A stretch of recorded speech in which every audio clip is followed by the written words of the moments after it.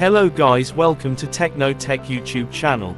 In this video, we'll show you how to print a configuration page on the Ricoh SP230FNW printer. Learn the quick and easy steps to access important printer details like network settings and device status. Perfect for troubleshooting or managing your printer efficiently.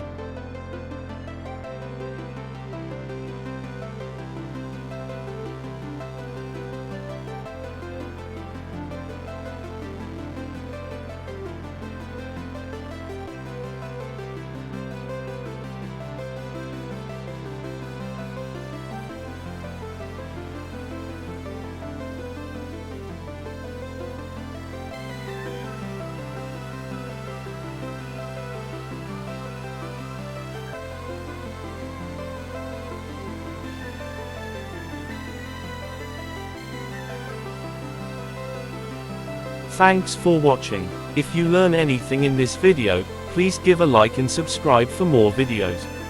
If you have any questions, just pin a comment.